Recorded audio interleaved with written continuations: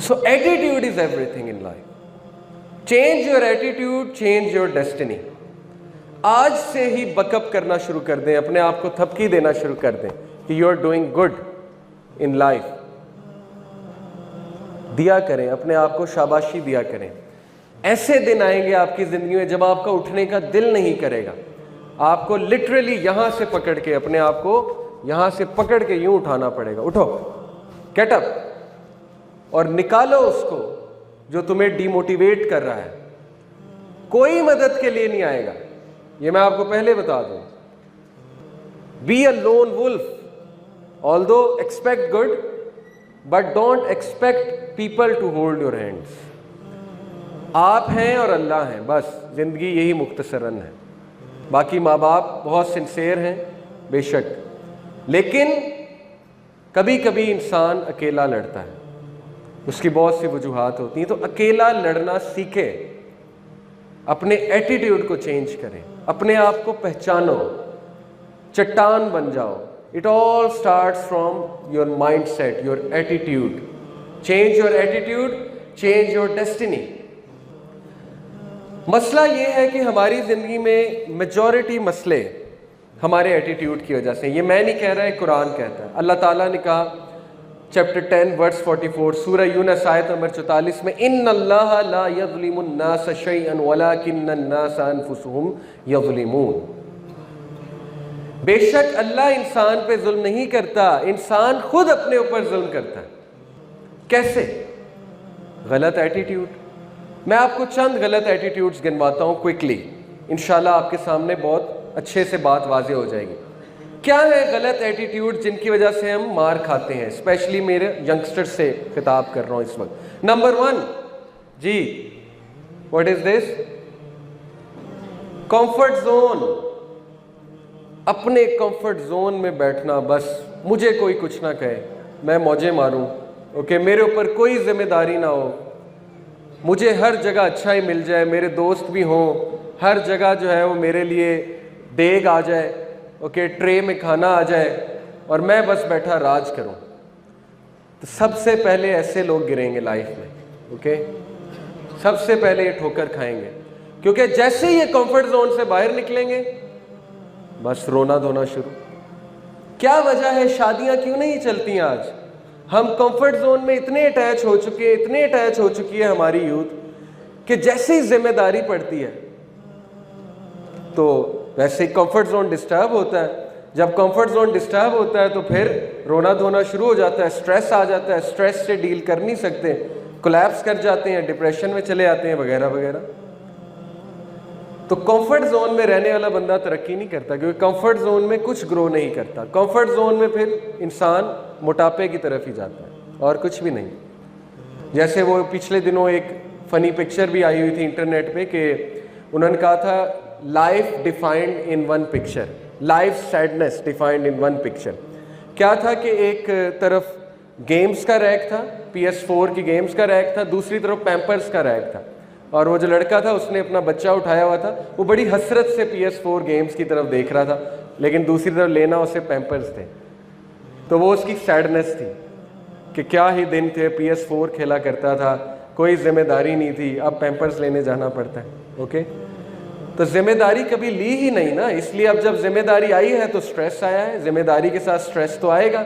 Stress के लिए अपने आप को तैयार नहीं किया हुआ था। कितने लोग हैं जो कंफर्ट जोन से नहीं निकलते, वो सारी उम्र दोस्तों के साथ ग्रुप्स बनाते हैं, सारी उम्र दोस्तों के साथ रहते हैं, नई चीज़ों को एक्सप्लोर नहीं करते, फिर जैसे ही वो यूनिवर्सिटी में जाते हैं वहाँ पे उनका कंफर्ट जोन ब्रेक करता है, वहाँ पे कंपटीशन आता है, वहाँ पे मुश्किलात आती हैं, वहाँ पे लोग कोई उन्हें एक्सेप्ट करते हैं, कोई नहीं करते हैं, वो तैयार नहीं होते, वो ये समझते हैं कि हम में बहुत बड़ा मसला है और वो उस वजह से अफसुर्दा हो जाते हैं, गिव अप कर देते हैं। इसलिए खुसूसन पेरेंट्स से मैं कहता हूँ अपने बच्चों को कंफर्ट जोन में मत डालें, ये उनके लिए बहुत नुकसानदेह है। Don't give them everything they want, number 1। Number 2, present challenges to them, present competition to them, किसी ना किसी तरह उनको कंपटीशन में डालें।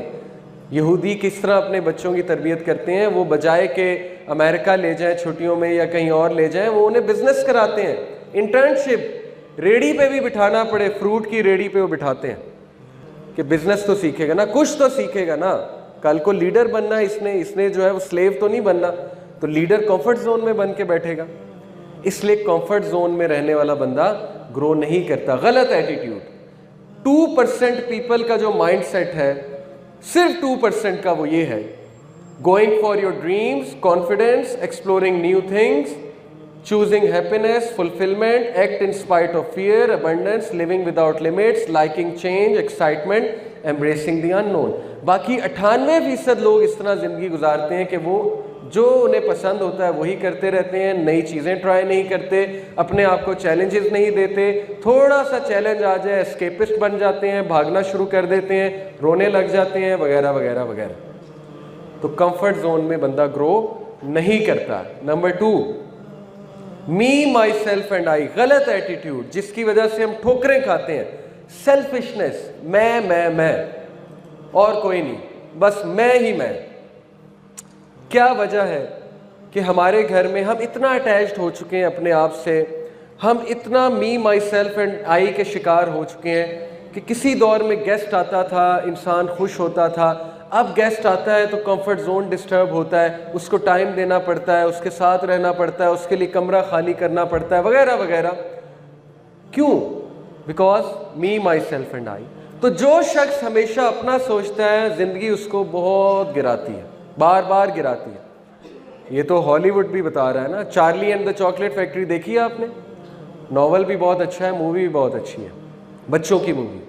उसमें सबसे पहले जो लड़का गिरता है, सबसे पहले जो लड़का कंपटीशन से आउट होता है, जी कोई बताएगा वाई?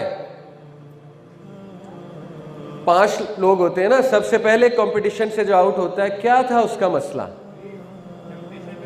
टेम्पटेशंस पे काबू नहीं रख सकता, greedy, me, my self and I, मैं हर चीज खा लूं, मुझे हर चीज मिल जाए। तो जो शख्स सेल्फिश होता है तो फिर वो ये शिकायत ना करे कि मेरी जिंदगी में इतनी मुश्किलात क्यों हैं। गलत एटीट्यूड। 3rd गलत एटीट्यूड, लिविंग इन पास्ट।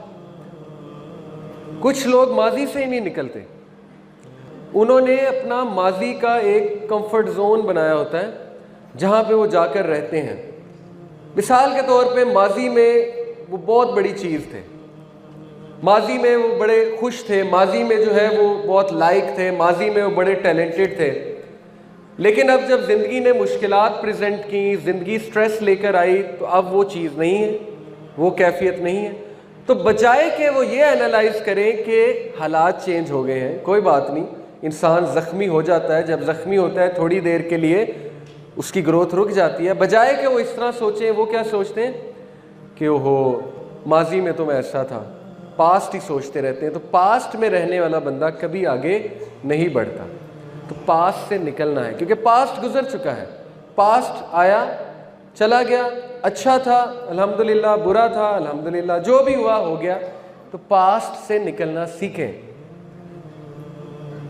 एक छोटा सा आपको वाकया सुनाता हूँ कि इशफाक अहमद साहब कहते हैं कि मैंने अपने पोते को अपनी गोद में उठाया हुआ था और बाहर बारिश हो रही थी खिड़की के बाहर, और मैं अपने पोते को दिखा रहा हूँ कि बेटे बाहर देख, बाहर देख, look at the sky, clouds को देखो, देखो ग्रीनरी देखो, बादल देखो, कितनी खूबसूरत दुनिया है। कहते हैं कि वो डर से खिड़की के एक ही तरफ देखी जाए, एक ही तरफ देखी जाए। तो मैंने कहा कि यार बाहर देखो, क्या हो गया, एक तरफ क्यों देख रहे हो, क्या है ऐसा खिड़की में? तो उसने कहा दादा ये क्या है? तो जब कहते कि मैंने गौर किया तो वहाँ पे एक मरी हुई मक्खी थी। तो मैं इतना हैरान हुआ, मैंने कहा कि बेटे तुझे मरी हुई मक्खी नज़र आ रही है, बाहर भी तो देखो ना। उसने कहा नहीं ये क्या है? तो कहते उस छोटे से बच्चे ने मुझे एक मसला समझा दिया। मसला ये है कि हमारी ज़िंदगी में देखने वाला बड़ा कुछ होता है, लेकिन हमारी नज़र वो मरी हुई मक्खी पे है बस। वो मरी हुई मक्खी क्या है? हमारा माजी या कोई हादसा। हालांकि हमारे इर्द गिर्द माँ बाप मौजूद हैं, रिश्तेदार मौजूद हैं, कितना अच्छा मौसम अल्लाह ताला कई बार फराहम करते हैं, हमारी ज़िंदगी में शुक्र करने के लिए कितनी चीज़ें हैं, लेकिन नहीं, ऑफ कोर्स वो मक्खी जो है वो हमारा पीछा नहीं छोड़ रही, तो वो हमारा माजी है। तो माजी से जब निकलेंगे तो खिड़की के उस पार नज़र आएगा, अदरवाइज़ खिड़की के उस पार नज़र कैसे आएगा? तो ये भी गलत एटीट्यूड है, माजी पे फ़ख्र करना और माजी में ही रहना कि मैं ये था, मैं वो था, अब ये हो गया, वो हो गया। गलत सेंटेंसेस हैं।